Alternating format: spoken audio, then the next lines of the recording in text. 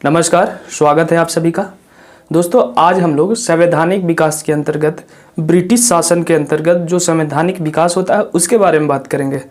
हमने पिछले वीडियो में बताया था कि कैसे ब्रिटिश इंडिया कंपनी के अंतर्गत संवैधानिक विकास होता है, कैसे कैसे कौन से अधिनियम आते हैं और भारत में संवैधानिक विकास की एक एक ईंट के रूप में जुड़ते चला जाता है।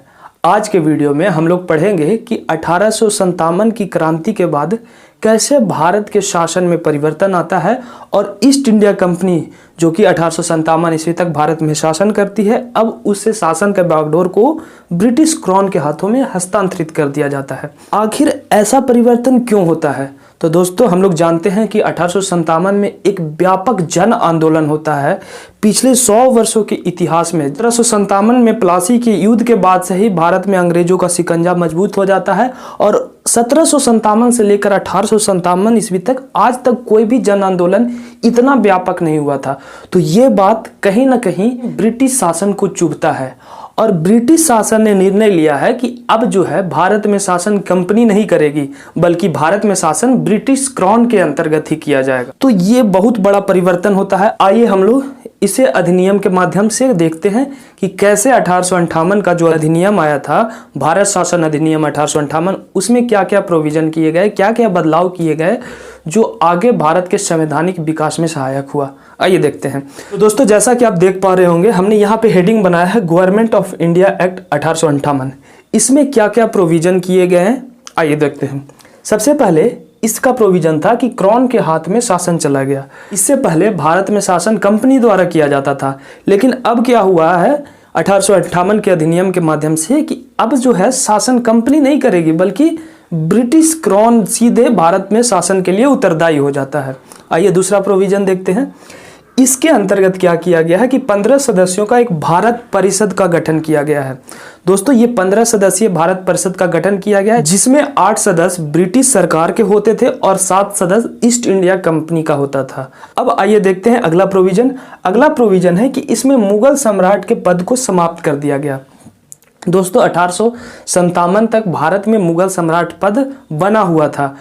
1857 ईस्वी में अंतिम मुगल सम्राट बहादुर शाह द्वितीय थे, जिन्हें बहादुर शाह जफर भी कहा जाता है। जब भारत में विद्रोह फैलता है तो विद्रोहियों के लिए एक मुखौटा है जिसके छत्र छाया में विद्रोह को आगे बढ़ाया जाए। कहीं ना कहीं मुगल सम्राट को हम अपना नेता मान लेते हैं। तो जैसे ही ब्रिटिश क्राउन अपने हाथों में शासन लेती है, उसने क्या किया कि अब जो है मुगल सत्ता भारत में एकदम समाप्त हो गया, यानी कि मुगल सम्राट का जो पद था उसे पूरी तरह से नेस्तनाबूद कर दिया गया, समाप्त कर दिया गया। तो ये भी प्रोविजन किया गया 1858 ईस्वी के भारत शासन अधिनियम में। आइए अब अगला प्रोविजन देखते हैं। अब है बोर्ड ऑफ डायरेक्टर और बोर्ड ऑफ कंट्रोल को समाप्त कर दिया गया। दोस्तों, अगर आप पढ़े होंगे तो आपको याद होगा पिट्स इंडिया एक्ट जो कि 1784 ईस्वी में आया था। इसमें भारत में व्यापारिक मामलों के लिए बोर्ड ऑफ डायरेक्टर का गठन किया गया था और प्रशासनिक मामलों के लिए, राजनीतिक मामलों के लिए बोर्ड ऑफ कंट्रोल का स्थापना किया गया था। लेकिन 1858 ईस्वी के भारत शासन अधिनियम के माध्यम से इसे समाप्त कर दिया गया। तो अब एक प्रश्न उठता है कि अब जब इसे समाप्त कर दिया गया तो इसका काम कौन करेगा? तो इसी काम को करने के लिए, मतलब भारत में शासन को संचालित करने के लिए एक राजस्व सचिव का नियुक्ति होता है। ये जो राजस्व सचिव होता है वो ब्रिटिश मंत्रिमंडल का सदस्य होता है। तो भारत के शासन को संचालित करने के लिए राजस्व सचिव का नियुक्ति होता है। यह राजस्व सचिव ही भारत के संपूर्ण मामले में नियंत्रण होता है और इसके द्वारा कहे गए वाक्य ही भारत के शासन में अंतिम वाक्य होते हैं। यानी इसे सर्वे सर्वा बना दिया गया है।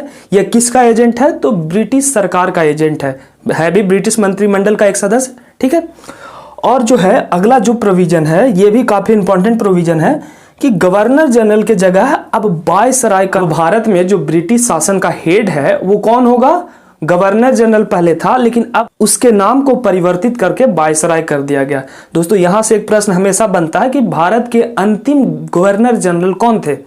तो अगर पूछा जाए कि भारत के अंतिम गवर्नर जनरल, तो लॉर्ड कैनिंग थे और लॉर्ड कैनिंग को ही भारत का प्रथम वायसराय बना दिया। जैसे हम लोगों ने पढ़ा था कि भारत के प्रथम गवर्नर जनरल कौन थे, तो लॉर्ड विलियम बेंटिंक थे। हमने पढ़ा था कि बंगाल के अंतिम governor general Lord William Bentinck, और 1833 के चार्टर के माध्यम से ही उन्हें भारत का गवर्नर बना दिया गया था। तो 1858 ईस्वी में क्या प्रावधान किया गया कि अब जो भारत के गवर्नर जनरल थे उनको अब गवर्नर जनरल नहीं कहा जाएगा बल्कि वायसराय कहा जाएगा, ठीक है ना। तो भारत के प्रथम वायसराय कौन हो गए? तो लॉर्ड कैनिंग। दोस्तों लॉर्ड कैनिंग के ही शासनकाल में 1858 का अधिनियम आया था और इन्हीं के शासनकाल में भारत में प्रथम स्वतंत्रता संग्राम की बिगुल बजी थी, ठीक है। तो इस तरह से हमने 1858 ईस्वी का भारत शासन अधिनियम के महत्वपूर्ण प्रावधानों को देखा है। यही 1858 के भारत शासन अधिनियम की विशेषता है, इसे याद करेंगे, ये किसी भी एग्जाम में इससे प्रश्न आ सकते हैं, ठीक है। अब हम लोग 1861 ईस्वी का भारत परिषद अधिनियम देखेंगे, इंडियन काउंसिल एक्ट 1861। जब इंडियन काउंसिल एक्ट 1861 ईस्वी में आया तो उस समय भी भारत के वायसराय कौन थे? लॉर्ड कैनिंग थे, ठीक है। आइए देखते हैं इसमें क्या क्या प्रोविजन किया गया। तो वायसराय के कार्यकारिणी परिषद का विस्तार किया गया।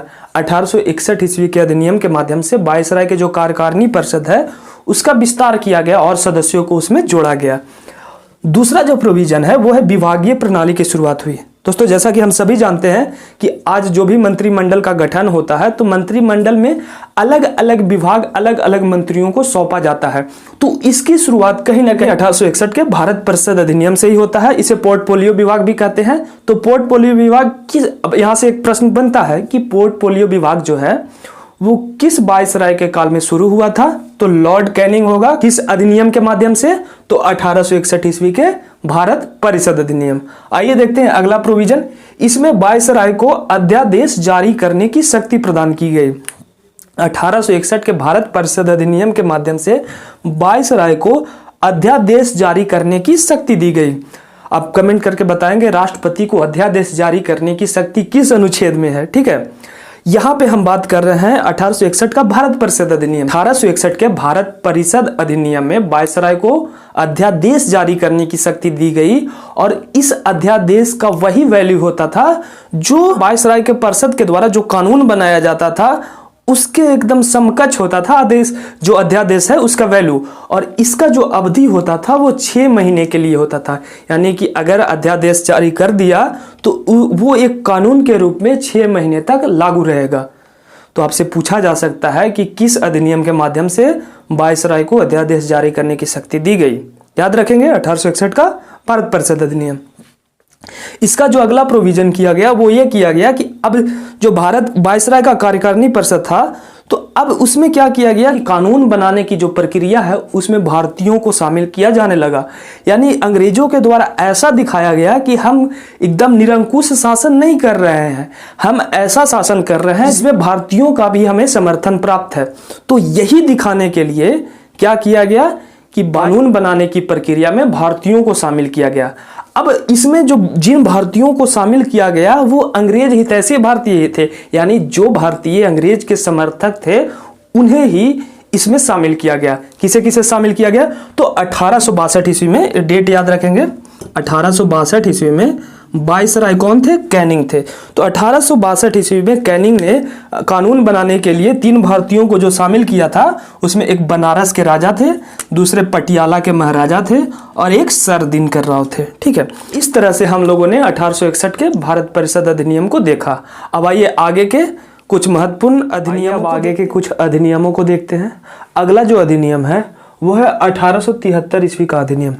दोस्तों इस अधिनियम की विशेषता ये है कि इस अधिनियम में यह प्रावधान किया गया कि अब जो है ईस्ट इंडिया कंपनी को कभी भी भंग किया जा सकता है।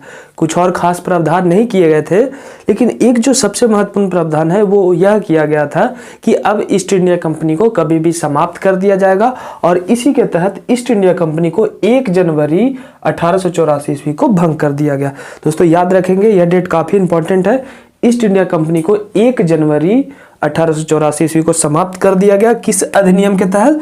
तो 1873 ईस्वी के अधिनियम के तहत 1 जनवरी 1884। अगला जो अधिनियम है वो है शाही उपाधि अधिनियम 1876। दोस्तों शाही उपाधि अधिनियम 1876 ईस्वी में लाया गया था और इसमें यह प्रोविजन किया गया कि अब जो ब्रिटेन की महारानी थी उन्हें भारत का साम्राज्य कहिए घोषित कर दिया गया। कब किया गया? तो 28 अप्रैल 1876 ईस्वी को ब्रिटेन की महारानी जो थी, महारानी विक्टोरिया, उन्हें भारत का साम्राज्य घोषित कर दिया गया। आइए देखते हैं अगला जो अधिनियम है उसमें क्या प्रोविजन किया गया है। अगला जो अधिनियम है भारत परिषद अधिनियम, इंडियन काउंसिल एक्ट 1892। दोस्तों यह अधिनियम काफी इंपॉर्टेंट हो जाता है। इसका इंपॉर्टेंट होने का जो सबसे बड़ा कारण है वो यह है कि इसमें पहली बार अप्रत्यक्ष निर्वाचन प्रणाली की शुरुआत हो जाती है।